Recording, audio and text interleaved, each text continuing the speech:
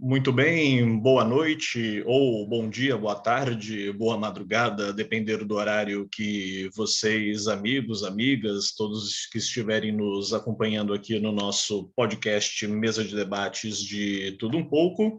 No programa de hoje, na entrevista de hoje, conversar com a Fabiola Oliveira.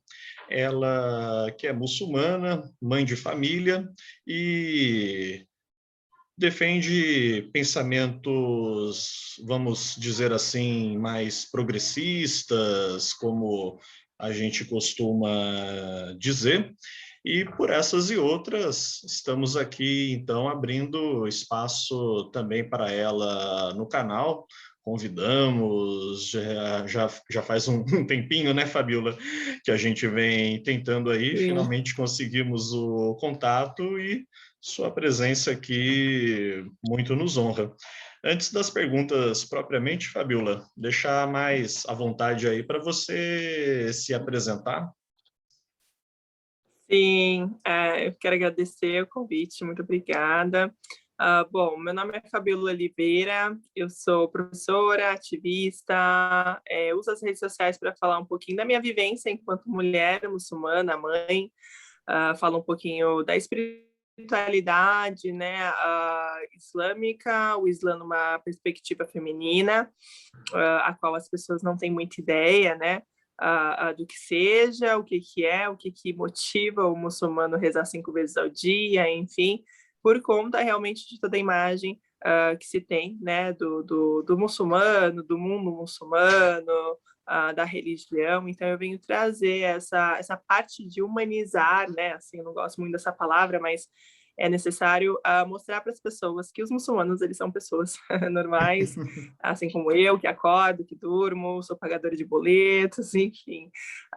Então, eu uso as redes sociais para isso e também eu falo um pouquinho sobre o pensamento, né, decolonial, trago um pouco esse análise e debate, né, para a gente também sempre pensar nas nossas estruturas, as quais nós estamos inseridos e a forma que nós fomos construídos, acerca de outros povos, acerca de outras pessoas, principalmente do Oriente, né? Embora eu não seja estrangeira, eu gosto muito de falar por conta da cultura a qual eu estou inserida, né? Uhum. Então, é isso que eu trago um pouquinho no debate, né? Você falou que eu sou progressista, né? Na verdade, eu sempre tento falar que eu trago o Islã na sua essência mesmo, na religião, né? Por isso que eu não gosto de falar islamismo. Islamismo, por algumas vezes, tem uma conotação muito específica, ideológica, política. Então, eu falo da religião, assim como ela, né, da mensagem que veio através do Corão, do que ela é pura, qual é a essência. Então, eu sempre trago isso, e isso vai dialogar muito com a sociedade, com a diversidade, respeito aos outros povos, né? E aí a gente acaba tendo a ideia de que seja algo mais moderno, né? Mas enquanto, na verdade, eu estou sendo a essência mesmo do Islã, né? Isso é muito importante também falar. Maravilha. Sob essa ótica, então, vamos dizer, mais apropriado falar Islã do que islamismo propriamente, né? Sim, embora muitas pessoas denominem assim por estar por, né, por acabar tendo esse contato, né? Todo mundo fala islamismo, né? Acabou que Uhum. realmente a religião ela sempre foi falada por outras pessoas, não exatamente por muçulmanos. Hoje a gente tem esse espaço, então é muito importante esses espaços para discuta do muçulmano para que a gente traga de fato o que é, como foi, como nós fomos construídos. Então, realmente Islã, né, que significa render-se, submeter-se a Deus, é o mais apropriado para a religião, né? Então, quando a gente fala islamismo, a gente pega um pouco de cunho ideológicos, mesmo políticos, que estão inseridos, né, em países majoritariamente muçulmanos. Então, tem essa diferença, né? Perfeito. E, Fabiola, assim como a questão do islamismo, né, é uma palavra, vamos dizer assim, impregnada de sentidos, você se considera feminista ou uma mulher que defende princípios femininos? Ou não tem diferença nesse caso? Sim, sim, os dois. Na verdade, assim, como eu não posso negar o que eu era antes, né, do Islã, né, para as pessoas que não sabem, eu abracei o Islã depois de adulta, né? Então a gente fala que a pessoa que vai para esse caminho, ela se reconheceu muçulmana, ou seja, ela voltou ao que era antes. Nós acreditamos que todo humano nasce muçulmano, então eu voltei às minhas origens, então eu sou uma muçulmana reconhecida. Então toda a bagagem que eu trago antes, né, de ser reconhecida muçulmana, eu já tinha alguns ideais feministas, né? Então eu me considero feminista, embora eu sou muito crítica ao feminismo, aquele feminismo que é realmente de um pensamento único em nome das mulheres, né? Então, na verdade, a gente tem que pensar que todas as mulheres elas trazem a sua realidade, a sua experiência, e é muito difícil ser igual a outra. Então, eu não posso comparar nunca, né, uma pessoa que está inserida com seus, né, em contextos diferentes, com seus privilégios, inserida numa situação que não é de guerra, por exemplo, né? Então, como Opa, desculpa, caiu. Sabia que ia Normal. acontecer. Assim como muitas mulheres, né, do Oriente estão inseridas, né, em outros contextos, então não tem como ter uma ideologia única em nome de todas essas mulheres, né? Então eu sou muito crítica ao feminismo, então eu meio que eu estou no lugar de me considerar feminista, embora seja crítica, e também pró, né, ao movimento para que ele sempre tenha mulheres que estudam para sempre alcançar essas outras mulheres que ainda não chegaram, né? Então estou sempre ali na frente dos dois, né? Então quando eu me considero feminista, não estou falando do feminismo o qual nós temos como modelo, né? Um modelo eurocêntrico, um modelo que visa ali somente uma parcela de população, sem recorte social, sem recorte racial. Não é desse feminismo que eu digo, né? Eu digo do feminismo para a libertação de todas as mulheres, para a emancipação das mulheres enquanto todas, né? Então é isso. Maravilha. Então, você que estiver nos acompanhando, ou ainda for nos acompanhar, né? Muito bom ver aí um ponto de vista muito semelhante em algumas questões que o canal busca abordar, né? Mas também divergente, diferente em outros aspectos. E eu ouvi de você propriamente, Fabiola, como é ser muçulmana, né? Feminista e mãe de família, né? Conviver com o marido e, se me permite o comentário, 2 filhos muito fofos. Obrigada.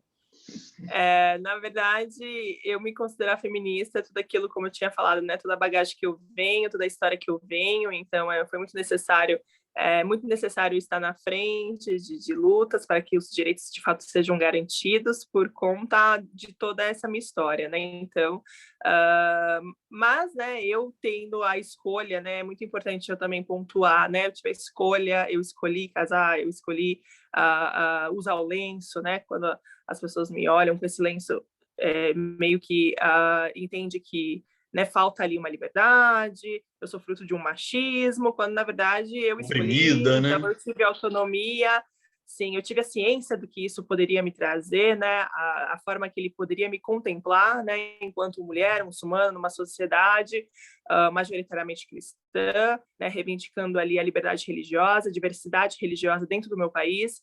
Então eu tive essa escolha, né? Então nesse lugar eu, né, tenho um privilégio ali, então eu pude também escolher estar na maternidade, né? Escolhi ser mãe, escolhi casar, né? Enfim, então é muito, né, comum assim para mim, né? Então assim eu tenho meus ideais, tive minhas escolhas, tive autonomia para isso, então eu falo num lugar privilegiado, né? Assim, se observar nesse sentido, né?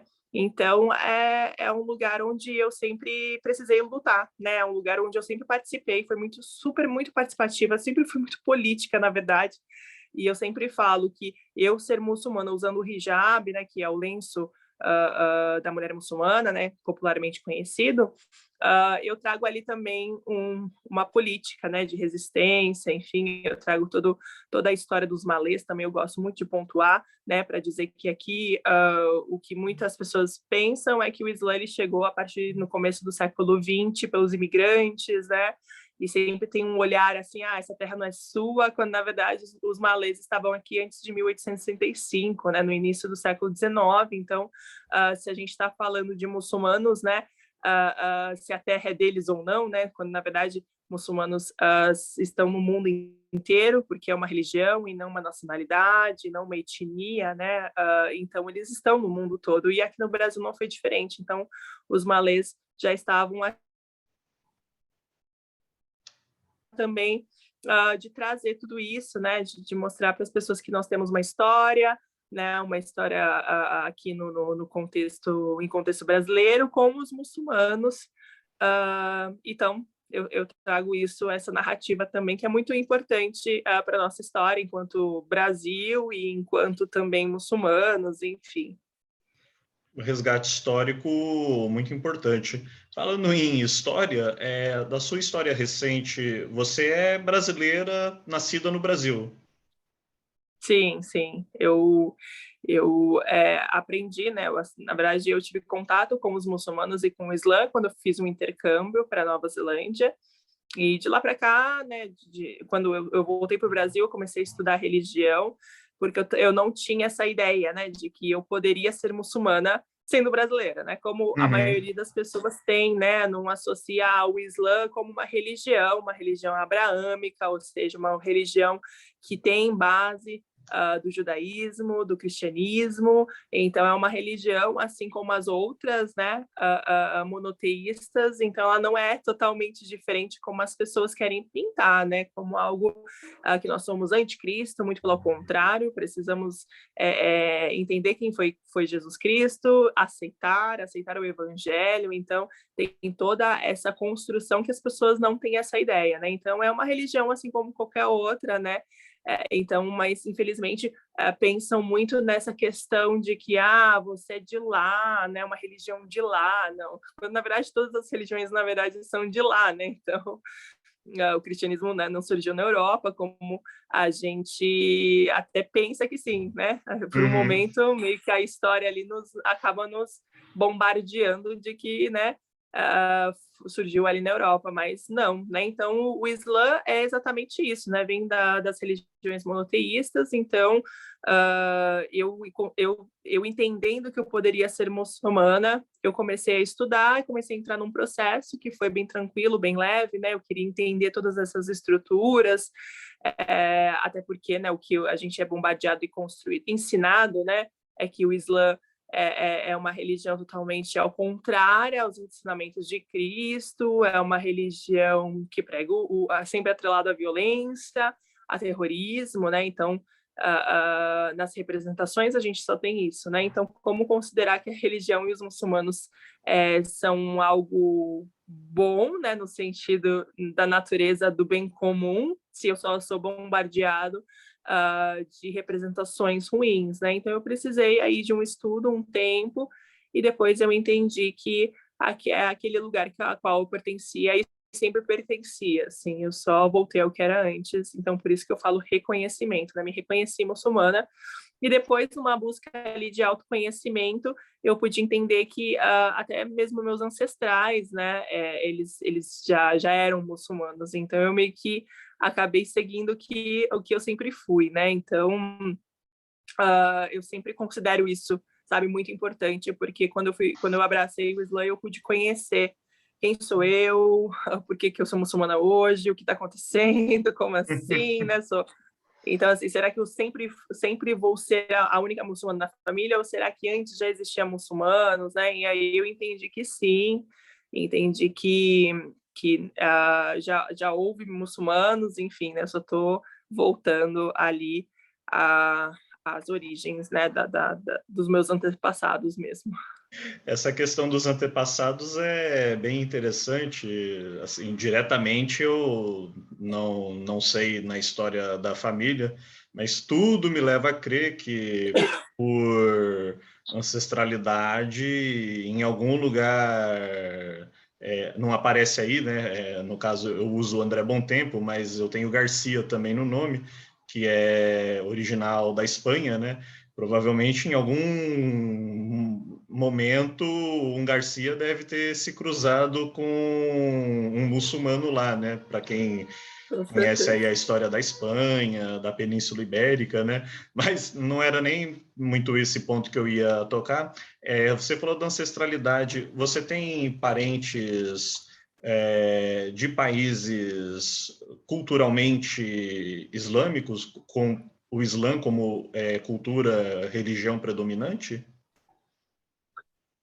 Na verdade, não, não que eu saiba, que cortou um pouquinho, a internet caiu um pouquinho.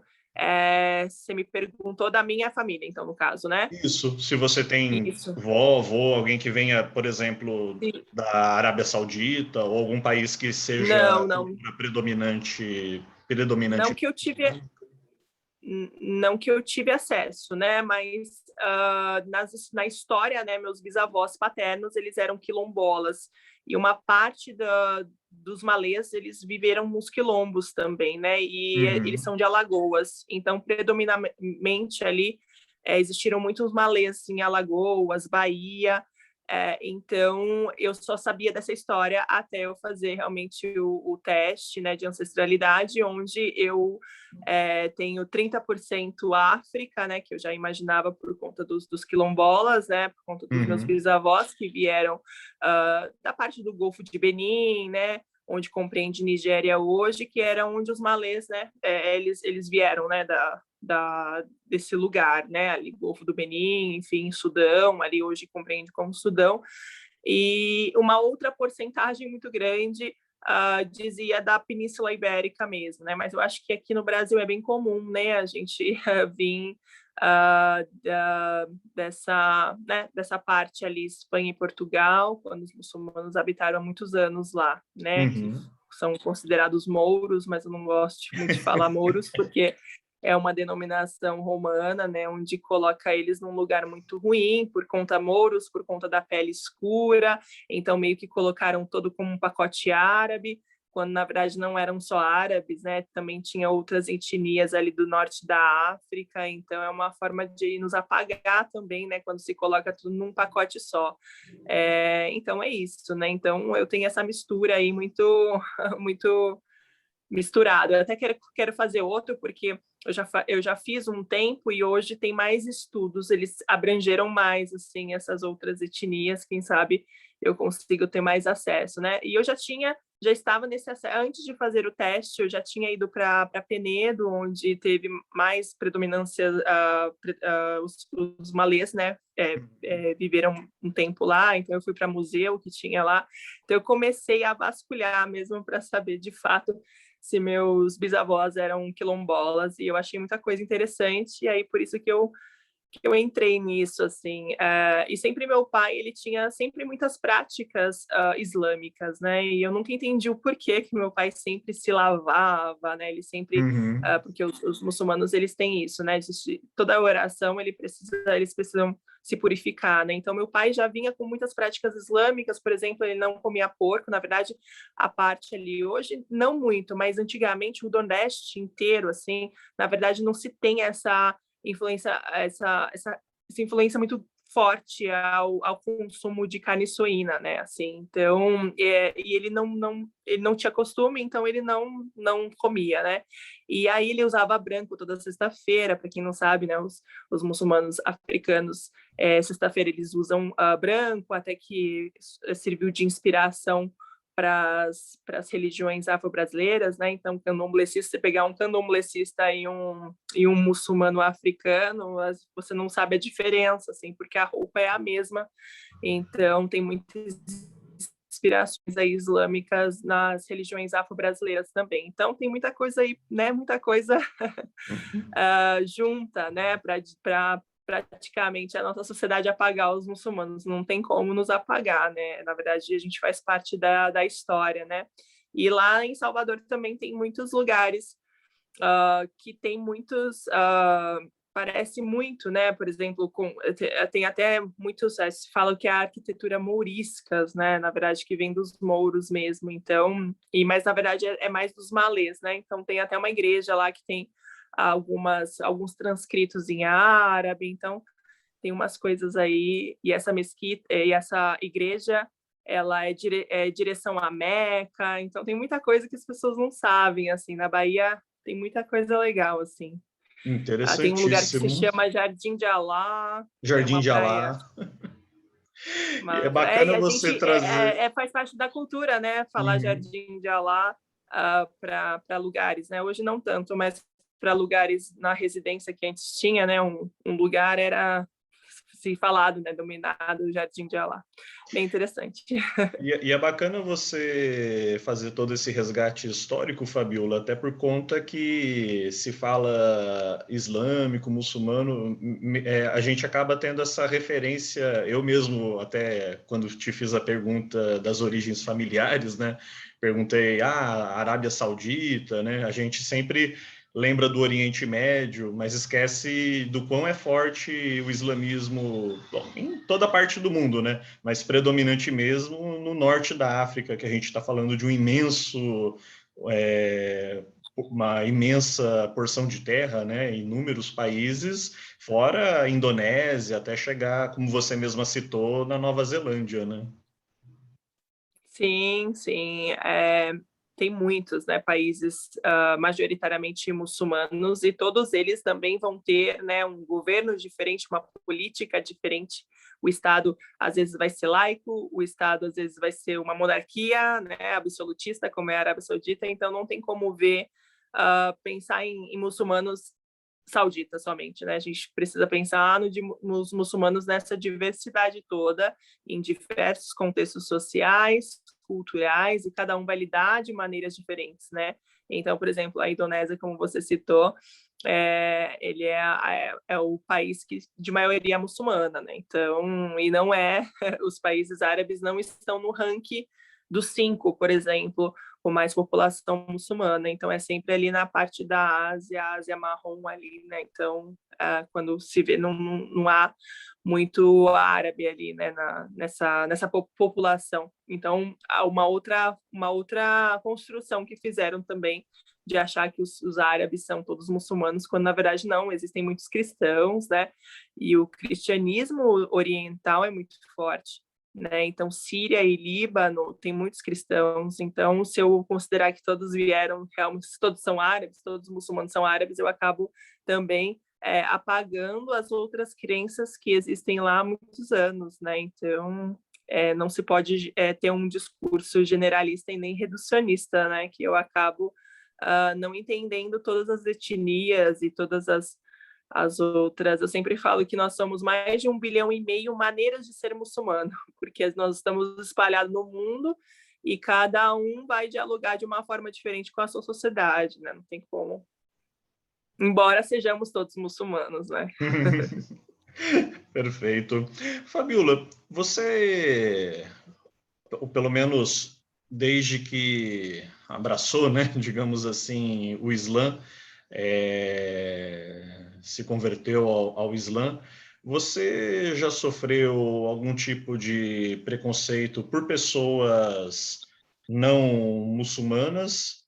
É, e por defender visões mais progressistas, assim, digamos, já sofreu preconceito pela comunidade muçulmana ou por alguns muçulmanos? Na verdade, o preconceito ele sempre vem fora da comunidade. Claro que existem, eu nem falo de preconceito, assim, eu nem enquadro preconceito, mas existe essas outras compreensões, né? E no Islã existe um entendimento que essas diversidades na própria comunidade é a misericórdia de Deus, então tá tudo bem. Embora a própria comunidade não consiga lidar com as adversidades, com essas diversidades, desculpa, não a diversidade. Uhum. Mas, claro, né, eu enquanto uma mulher muçulmana reconhecida, obviamente, não tenho, né, não sou igual uma mulher muçulmana que nasceu, né, numa família árabe, num lar muçulmano, né? Então existe humano mesmo, né? Então, sim, há diferenças, porque existem demandas diferentes para serem atendidas. Então, por exemplo, a comunidade muçulmana africana, né, que tem muito ali, é muito expressiva no Rio de Janeiro, em São Paulo, elas também têm uma outra forma, assim, né, das pessoas. Então, na própria comunidade existe. Eu não digo muito preconceito, mas poderia dizer, né, um outro entendimento, olhares, enfim. Mas o preconceito e discriminação mesmo que nós falamos, enquadramos como islamofobia, é de fora da comunidade. Então, por exemplo, né, existem muitos olhares, né, ou seja, sempre né, sempre quando há um ataque terrorista, ou por exemplo agora, Talibã, né, surgiu agora, fomos atravessados, antigamente não existia Afeganistão, o Afeganistão começou a surgir agora somente, todo mundo vai falar de Afeganistão, e aí eu preciso dar conta. Então, todo o ataque terrorista ou exatamente algo totalmente autoritário vem respingar em mim. Então, eu sempre preciso, como se eu fosse porta-voz, né, de tudo que acontece lá, de todas as ações de todos os muçulmanos, enfim. E eu não consigo lidar porque não é um contexto religioso ali o que acontece, né? O que acontece é um contexto político, né? Um conflito político, militar, enfim, né? Tem todas essas nuances e a gente precisa muito entender de geopolítica para falar muito sobre entender sobre a política e econômica e a economia que existe no Afeganistão para a gente realmente falar sobre isso, né? Então, mas eu fico sempre nesse lugar, né? E também as mulheres que decidem usar o lenço, por exemplo, então provavelmente essa mulher ela não vai entrar tão facilmente no mercado de trabalho, né? Ela vai sempre ter que lidar com olhares em qualquer lugar que ela esteja, né, ocupando, seja nas universidades, seja para prestar uma prova, ela sempre vai ter que falar, ó, isso aqui eu não posso tirar, isso aqui não é um acessório, isso aqui faz parte da nossa vestimenta, enfim. Então tem todo esse trabalho, né, toda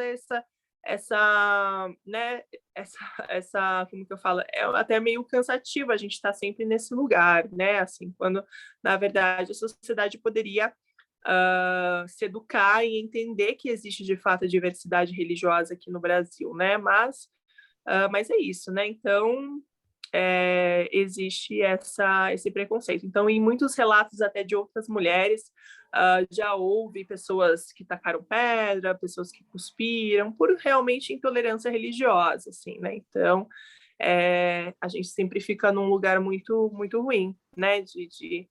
De ter que lidar com tudo isso quando, na verdade, né, acontece algo lá, né, em um lugar totalmente diferente e a gente precisa dar conta de todos esses crimes, né, que acontecem, vamos dizer assim. Então, é um lugar bem ruim que a gente tem que estar sempre ali, né, se justificando. Eu vou colocar o Afeganistão e, se der tempo, outros países também na nossa conversa, mas ainda aqui no nosso querido Brasil, como você e a sua família têm lidado com a questão da pandemia, né, do coronavírus que a gente tem vivido, e de alguma forma por ser muçulmana, por seguir o Islã, vocês precisam abrir mão de alguma prática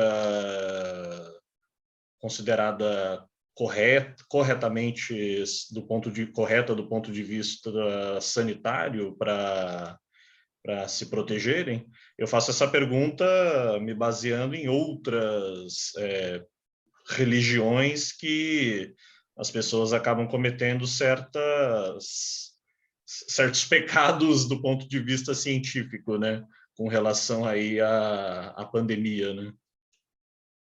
Sim, diferente de outras crenças, né, o Islã ele dialoga muito com a justiça social e com a ciência. O Alcorão ele é totalmente científico. Se você pegar ele tem sobre a formação do feto, quando ainda se era considerado que existia um bolo de carne, no Alcorão já estava escrito que não, é formado por osso, por cabelo, enfim, o feto, como é a formação do feto, enfim, entre outros fatores, outros fatos científicos também, e uma coisa que as pessoas não tendem a ver, né, a estudar realmente o Islã. Então, né, e dizendo isso, né, quando se há a pandemia, né, que nós tivemos isso agora, mas já tem um ensinamento islâmico que já falava sobre isso, né, quando se tem uma praga ou qualquer outra coisa em outra cidade, não vá até aquela cidade, ou seja, se isole, fica nessa cidade.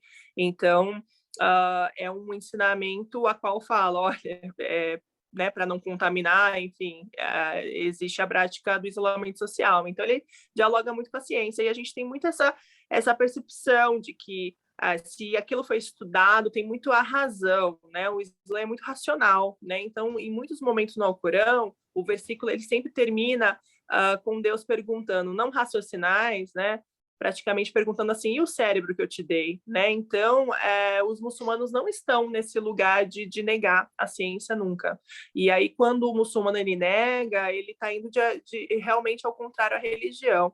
Então, né, nesse contexto pandêmico, essa questão da higiene, né, como eu disse, os muçulmanos, ele toda vez que rezam, eles precisam se higienizar, né? Então, e começa pelas mãos. Então, as mãos precisam ser lavadas conforme a recomendação da OMS, por exemplo. Então, assim, são protocolos que os muçulmanos já faziam.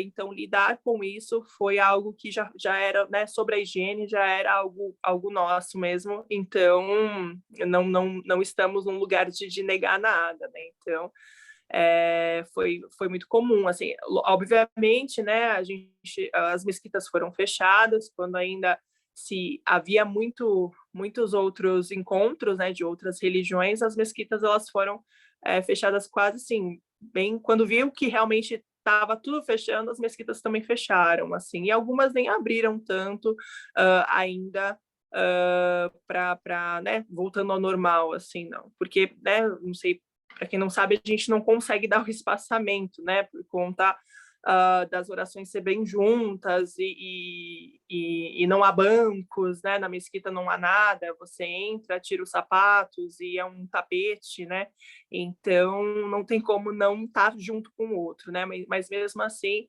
existe precisa seguir os protocolos, né, então os muçulmanos eles entendem, né, que a ciência anda junto. O Alcorão é científico também, então, enquanto a isso, não temos esse lugar, né, de não ter a razão ali. A gente precisa usar a razão e a gente acredita que a ciência ela nos traz esse lugar, né? Alguém precisou estudar, precisou usar a razão para que, de fato, traga, né, as segurança, assim, então...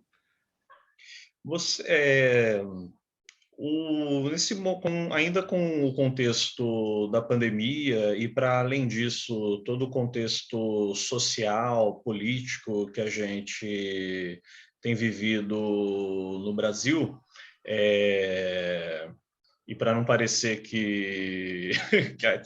como obviamente a gente tem que falar muito do atual governo, né, já que é o atual governo, mas só para não dizer que eu fico pegando no pé, vou até ser mais abrangente, dos últimos, 5, 6 anos para cá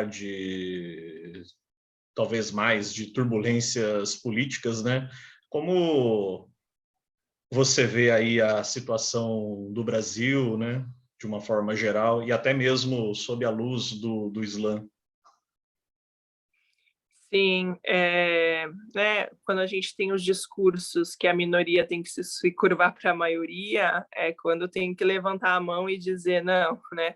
Eu preciso do meu espaço aqui também. Então, obviamente, né, com discursos assim, a luta ficou um pouco mais, né? Precisou, né, garantir de fato isso, né? Que há diversidade aqui, que o Brasil ele não é cristão, embora majoritariamente a maioria seja cristão, ele não é cristão, então, assim, garantir a laicidade do país é muito importante, então, é sempre nesses espaços que eu tô, né, então, nesse lugar de, olha, eu sou a minoria, mas tem uma outra galera que é minoria também, se a gente juntar, a gente é a maioria, né? Então, é sempre garantindo isso, né? Garantido, eu acho muito importante a gente, enquanto Estado, né? E o Islã fala muito sobre isso, respeitar a terra que você está, a Constituição que você está inserido. Então, e o Islã, ele, na verdade, a mensagem, né, do Alcorão, né, com o profeta, a gente tem um ensinamento que ele sentou com a sociedade que era totalmente diversa e foi elaborando a própria Constituição, pedindo o que de fato aquela sociedade precisava, sabe? Então, eu acho que é um lugar de muito respeito, de muito afeto e tolerância com a diversidade, com a pluralidade. E no Islã, não há uma homogeneidade, né? Então, assim, as pessoas, como eu falei, né, elas estão em contextos sociais diferentes, em culturas diferentes, e foi assim que a mensagem foi levada, respeitando as culturas, respeitando os lugares. Então, quando a gente vê uma mulher indiana muçulmana, ela é totalmente diferente, carregando de toda a sua cultura, toda a sua riqueza, né, da sua etnia, por exemplo, e uma mulher turca, né? Então, assim, você consegue, por mais que existiam os domínios europeus, por mais que existiam os processos de invasão e colonização, essas mulheres, elas conseguem trazer, né? Os muçulmanos conseguem trazer essa riqueza cultural também. Então, isso é muito importante a gente perceber, né? Então, quando se tem, né, uma política muito que enfraquece, né, que segrega, que separa, que divide, a gente precisa sempre repensar e se juntar mesmo, se unir, né, para que a gente garanta, para a gente sempre lembrar. Então, eu sempre falo até nos meus discursos, por que é importante ter uma muçulmana no movimento feminista? Para repensar mesmo, repensar aquilo que a gente está tentando sempre, a gente acaba caindo, né, numa ideia ali, numa ideologia, e a ideologia, os movimentos ideológicos foram feitos para justamente você não raciocinar, né, que acaba todo mundo pensando só naquilo, e daí não se vê ideias, né? Então, assim, por isso que é muito importante, eu acho, ter uma muçulmana em movimentos sociais para sempre repensar aquilo e pedir, não, né, para mim, sempre ter a diversidade, eu acho que isso é muito importante. Então, sempre atender a todas essas pessoas, né? Então, eu acho que o Brasil, ele está passando aí por um momento de muito totalitarismo, autoritarismo, mas que as pessoas precisam né, barrar um pouco isso para que as pessoas possam enxergar, né, de onde o Brasil vem, como que foi todos os processos de colonização, enfim, né, tudo isso. Então, é muito importante, por isso que eu estou sempre, né, em movimentos sociais, eu gosto muito de diálogo. Eu sempre falo nas minhas redes que eu abro para diálogo, porque tá tudo bem você vir com uma construção ali da qual as pessoas quiseram que você acreditasse, uma história ali contada. E eu sempre trago para que vamos debater, dialogar, para a gente sempre chegar em um ponto aí que você possa entender também todas as estruturas que nós fomos colocados, né? Enfim, é isso. Nem sei se eu Agora... respondi tanta pergunta. Não, mas respondeu sim. Mas isso é bom também para instigar o ouvinte, né, o internauta também ouvi-la, né, e não só ir atrás das suas explicações, mas também de outras muçulmanas, outros muçulmanos e pessoas que estudam, né? Aliás, eu ia deixar isso para o final, mas o seu Instagram, fora ele, você tem outras páginas que você divulga seus estudos, suas explicações, seus debates? Não, não mais, assim, eu só mais estou no Instagram por conta da maternidade também, né, que me tirou muito tempo ali. Então, eu fico mais no Instagram, que é onde a plataforma que eu uso mais, usei um tempo YouTube, enfim, e escrevo alguns textos em algumas entrevistas, enfim, então tem algumas coisas espalhadas por aí, mas eu não tenho nenhum lugar fixo, até porque eu não consigo me dedicar tanto quanto eu gostaria por conta da maternidade a qual eu escolhi estar e, enfim, né, toda essa minha situação das demandas que eu preciso atender por aqui. Mas é isso, né? Né, eu gosto muito do Instagram, da plataforma, porque é uma forma muito rápida, né, de se se falar sobre algo, e as pessoas elas têm de ter isso hoje, né? Né, por exemplo, um vídeo com mais de 5 minutos pode ser que você não consiga ter muito alcance, né? Porque as pessoas querem Uhum. coisas rápidas e não, eu não quero ficar escutando um monte de coisa. Se fosse para ficar escutando, sei lá, eu li um livro. Então, tem muito disso, né? Então, eu gosto, assim, da forma que é exposto, né? Mas, claro que em algumas vezes eu gostaria de falar um pouco mais e eu percebo que esvazia um pouco o conteúdo, assim. É por isso que eu escrevo em outros lugares, né? Mas é isso, não tanto. Mas tem também outras mulheres, né? Ai, nossa, acho que eu parei. Opa, voltei. É. Tem outras mulheres que estão nas academias também, então tem muito artigo aí de muçulmanas, tem muitos livros, né, escrito por muçulmanas, por mulheres, né, do Oriente. Então, infelizmente, a gente tem uma literatura muito eurocentrada, principalmente na academia. Se você pegar a bibliografia, mal se tem, né, né, autores ali árabes ou ali que faz parte do Oriente Médio, enfim, né, não se tem muito, né? Então, eu sempre falo, leiam Said, né? Leiam Said para entender muitas camadas ali, as complexidades que existem.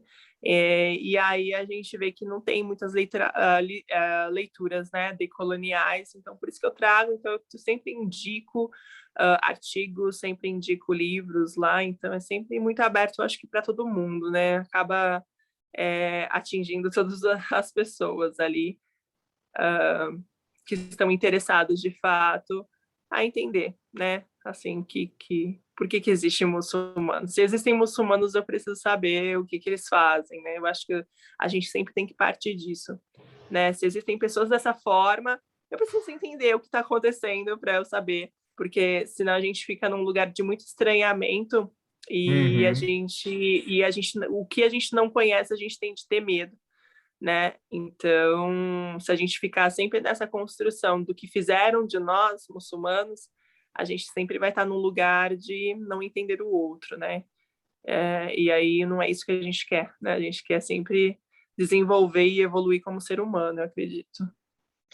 Fabiola, agora sim, saindo do Brasil, né?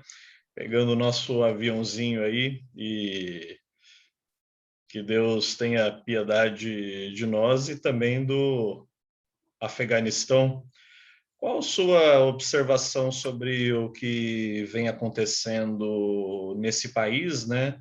E não estou nem dizendo que antes estava tudo lindo e maravilhoso, né? Não, não sou nem louco de dizer isso, mas, né? Após o retorno aí do Talibã, a coisa, se o que já era feio piorou, né? Pelo menos na nossa ótica aqui, né? Sim, sim, é bem complicado assim a gente pensar no Talibã, né, assim, enquanto até mesmo religioso, como é passado, né, as grandes mídias sempre passam, né, fazem questão de falar, olha, eles são islâmicos, né, ou seja, eles são do Islã, né, quando na verdade as violações que eles fazem é totalmente contra, né, a religião, as distorções que eles fazem a partir das leituras sagradas também é totalmente né, equivocados, distorcidos, enfim, né? Mas é um lugar assim que a gente fica muito na preocupação, né? Assim, mas por um outro lado tem também essa coisa das pessoas esquecerem, né? Então se falava de Afeganistão até 10 dias atrás, né? Hoje já foi esvaziado, já foi as pessoas não estão falando tanto quanto e o Talibã está lá, né? Então assim, eu acho que a gente precisa muito tudo bem, está acontecendo, o Talibã ele, né, teve a reascensão ali deles, mas o que nós podemos fazer para ampliar e potencializar as vozes, principalmente das mulheres afegãs, né? Então, acho que a gente tem que estar num lugar muito preocupado disso, né? Como que eu posso promover debates para falar sobre isso, para falar sobre o que o povo afegão pede, sempre pediu, né? Antes do Talibã existir, né? O que o povo afegão ele sempre gritou, né, e que nunca ninguém escutou, né? O Ocidente, na verdade, nunca escutou. Então, é sempre pelo direito, né, à autodeterminação do povo, algo que eles né, nunca tiveram de fato. Então, o Afeganistão ele sempre foi palco para a presença de diversos países, né? Então, fica muito complicado a gente também colocar tudo nas mãos do Talibã, quando, na verdade, também o Talibã ele foi treinado e financiado, né? Então, ele não surgiu do nada, ele surgiu de um contexto ali muito específico, né? Numa propagação de uma campanha muito específica ali. Então, é isso, né? E aí a saída dos Estados Unidos, né, para o Ocidente é algo que, ai, coitadinhos, né?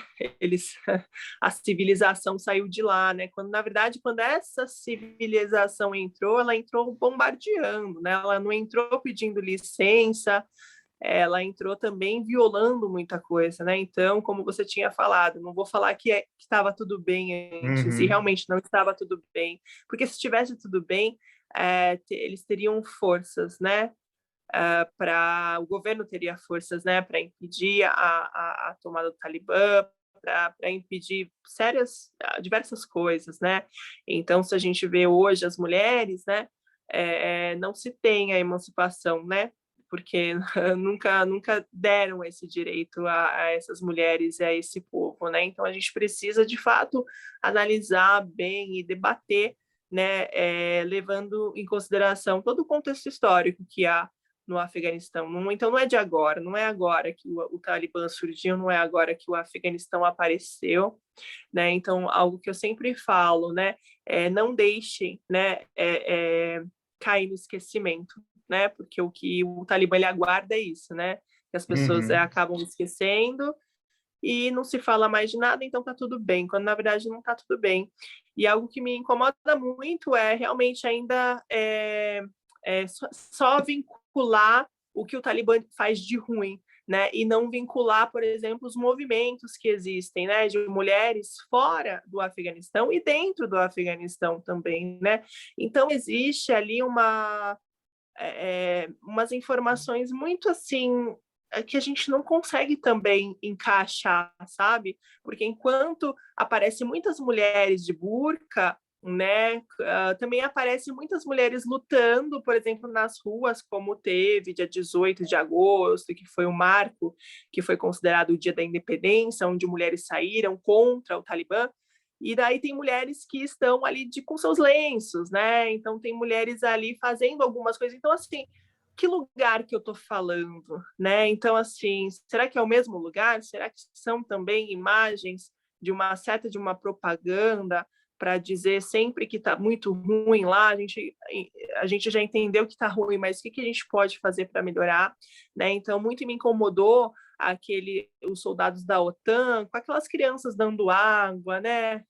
Pegando os bebês, né? Como se eles Como não se a tivessem OTAN ocasionando fosse, né? isso, como se a OTAN não tivesse por trás atirando nos pais dessas crianças, né? Então, assim, é muito doido a gente só pegar uma imagem, quando, na verdade, essas imagens são muito lucrativas para uma propaganda, para a propaganda própria dos Estados Unidos. Não sei se vocês lembram aquela mulher do lenço vermelho, né, de olhos verdes, afegã, né? Esqueci o nome dela.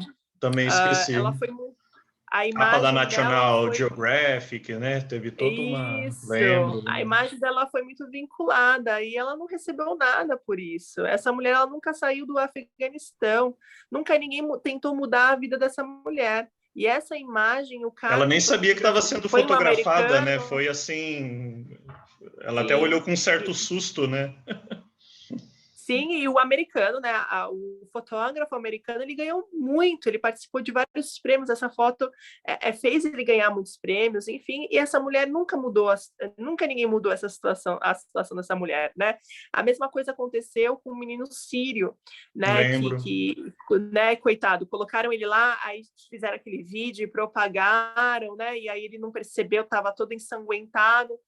E sempre essas imagens trazem uma certa de uma propaganda e não muda nada o contexto. Então, esse menino também, eles não saíram da Síria, naqueles bombardeios todos, a família ficou lá e eles não receberam nada, assim, ou seja, usaram a imagem, uma exposição de uma imagem onde não vai mudar nada a situação, sabe? E aí, quando eu falo sobre Estados Unidos, né, eu gosto muito de pontuar isso, que as pessoas sempre misturam, né? Eu não estou falando, não levem para o lado pessoal, não estou falando do seu amigo que mora lá, né? Eu não estou falando sei lá, da sua paquera, que é americana, eu estou falando enquanto país, do sistema, né? Então, a gente está criticando o imperialismo, né? Criticando essa presença militar. Quando se há uma presença militar num país que já está todo destruído, não é boa coisa, né? Nunca se dá autonomia para esse país de fato. Então, não é dessa forma, né? Não é colocando soldados da OTAN ali, não é fazendo isso que vai mudar a realidade dessas pessoas. E também não é discutindo sobre a burca, sobre, né, a vestimenta dessas mulheres, né, como eu vi também muitas imagens, né, colocando a mulher, olha, antes do Talibã, elas estavam de mini saia, de blusa decotada, aí depois do Talibã, não é sobre isso, né, acho que o movimento, né, todas as pessoas têm que estar preocupadas na emancipação dessas mulheres, no sentido de acesso à educação, acesso à saúde, comida na mesa, né? Então, se está com comida na mesa, e aí, né? Eu acho que a burca, ela não né? E uma outra coisa, a burca, ela é uma indumentária, né? Tradicional de etnias ali Pashtun, né? Que são do Afeganistão. Então, assim, não é uma coisa que elas não estavam acostumadas. Claro que a burca imposta, aí sim, é algo que realmente elas não estavam acostumadas. Mas a burca, uma vestimenta, né? Aos olhos ocidentais, isso é horrível, né? Mas, na verdade, faz parte da vestimenta delas, né? A Então, burca assim, não se elas estão de surgiu com o burca, Talibã, né? não, já existia, e é uma prática, né? Uma prática que se chama purdá, que é cobrir o rosto, né? Quando as mulheres elas querem se privar de algo, elas cobrem o rosto, enfim, né? Tem todo essa história também por trás. Então, assim, tá tudo bem se a mulher tá de burca, mas ela tá se alimentando, né? Ela tem a segurança alimentar, ela tem acesso à educação, à saúde. Então, o debate tem que ser além disso, porque senão a gente cai nesse discurso de ódio à religião, né? Porque daí não tem como, o que vai motivar? A gente sempre pensa, é bombardeado que a burca é algo que a religião, sabe assim, aí vai pegando ódio realmente à religião, quando na verdade não, né? Isso não expressa o que os muçulmanos fazem, por exemplo, no mês do Ramadã, que é o mês abençoado nosso, né? Não expressa a nossa espiritualidade, sabe? Essas coisas são totalmente articulações políticas para atender de uma demanda política, né? E econômica. Então, precisa, sim, desse debate, né? Então, o Talibã lá, o que a gente pode fazer aqui?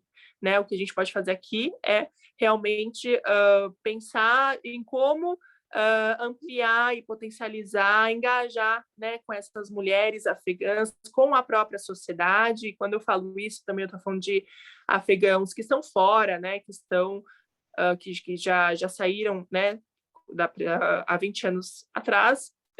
Existiam muitos afegãos que saíram, mesmo quando os Estados Unidos entrou, né, muitos afegãos foram para outros lugares, né?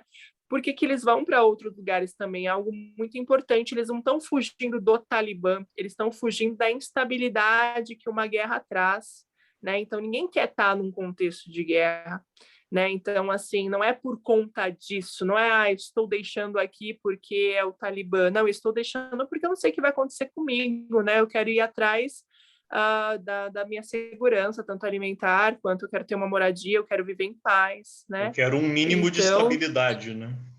é o mínimo, exatamente. Então, sempre quando eu acabo não comparando, mas trazendo um pouco para a nossa realidade, né?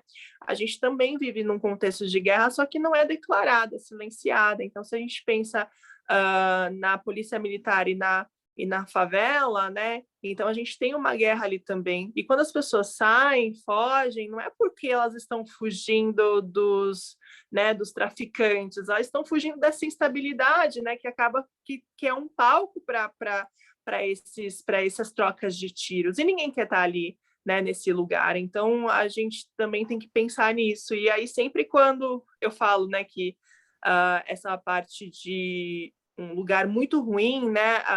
Sempre quando a gente pensa em bandido, ele tem endereço, ele tem raça, né? E aí sempre quando a gente fala sobre terrorismo e fundamentalismo, ele também, né? Vem com endereço, vem com religião. Então, fundamentalismo para mim é qualquer outra pessoa que se fundamentaliza dos valores ali religiosos ali daquela pessoa. E aqui o Brasil não está tão diferente disso, né? Se há um grupo que se fundamentaliza de uma forma muito errada, de uma certa crença, e que quer embutir nas pessoas, né? Isso leva para a política também, e é um lugar que não se pode estar, né? Um lugar, a partir do momento que a religião está controlando a vida individual das pessoas, alguma coisa errada aí, está se fundamentalizando isso para um lado muito ruim, porque nem todo mundo dialoga, né, usa a sua forma individual de ser com aquele valor religioso de fato, né? Então, é isso, refletimos. Perfeito. Pegando essa questão desses grupos, né, como falamos aí do Talibã e tantos outros, e muitas vezes não só eles, como a própria mídia ocidental, como você bem enfatizou, bem lembrou, falam que eles praticam a jihad.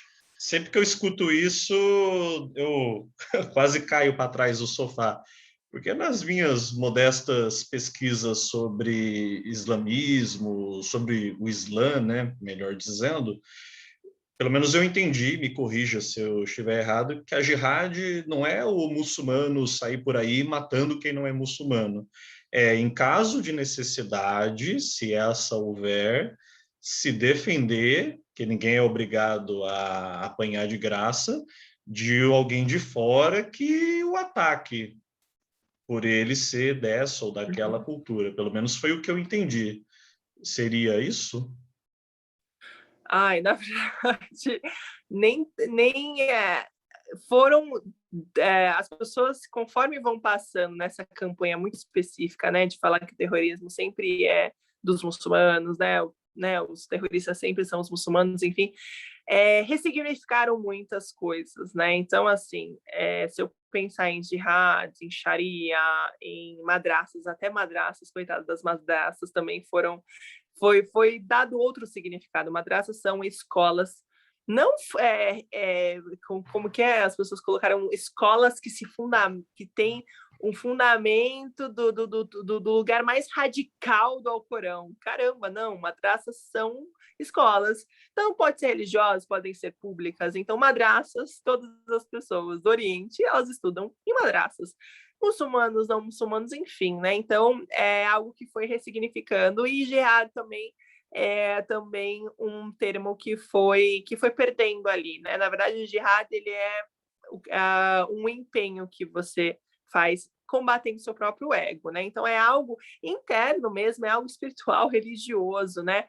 Mas aí quando a gente traz ali, como você tinha colocado, numa visão muito ocidental, né? Vamos dizer que jihad é uma guerra santa, né? Até porque as guerras, eu até fico pensando, né, o que seria uma guerra santa? Mas, na verdade, as guerras, elas vêm de um lugar político, de um lugar muito, assim, por interesses, né, articulando ali sempre as pessoas. Então, como seria uma guerra santa? Não é uma guerra santa, né? Na verdade, Os termos não batem, né? espiritualmente.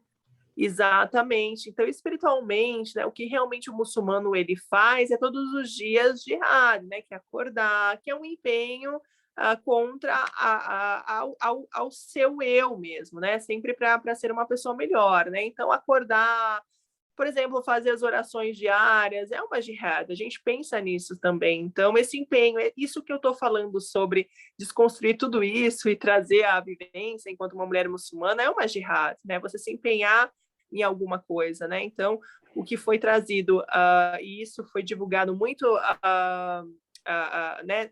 A partir do século XVII, ali, quando, né, nessa contexto da Europa, até mesmo os mouros, né, a Península Ibérica. Então, teve muito essa propaganda da própria Europa para dizer, olha, eles são a lei da espada.